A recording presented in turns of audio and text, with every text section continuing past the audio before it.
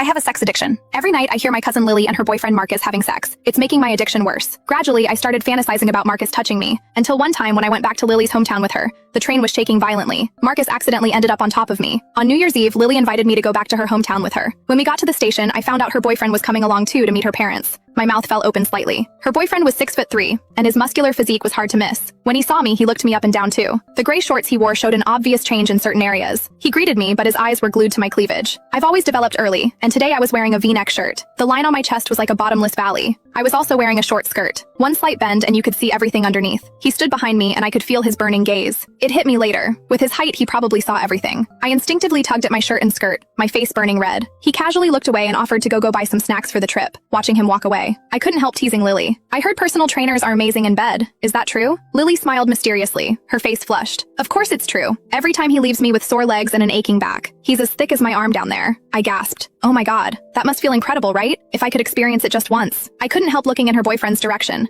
When he walked, you could see it swinging in his pants. They say a guy's thing can expand 3 times its size. I secretly measured it with my hand and instantly felt weak in the knees. That big. What would it feel like if it went inside? Lily had told me before that her boyfriend had a huge appetite.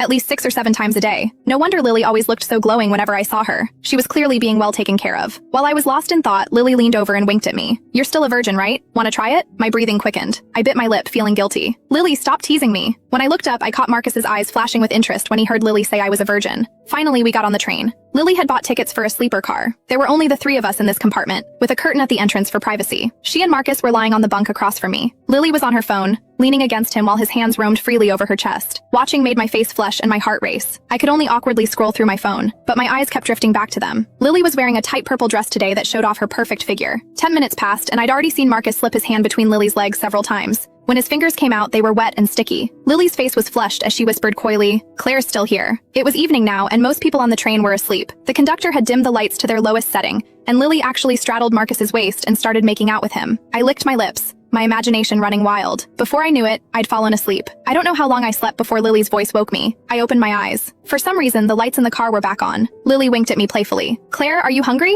Could you go to the dining car and get 3 meals for us?" Seeing the tent pitched high between his legs, I understood why. I quickly answered, "Sure." The moment I left the compartment, I heard Lily's moans from behind me. To give them privacy, I deliberately stayed in the dining car to finish eating before heading back. But when I pulled back the curtain, I saw Lily still riding on top of Marcus. They were too absorbed to notice me outside the compartment. I quietly stepped back, but I couldn't help peeking from outside the car. Watching that shameful scene, my mouth fell open. They could even do it in that position. I felt my body go weak as I leaned against the wall, rubbing my thighs together to their rhythm. After about 15 minutes, I heard the sounds inside finally stop.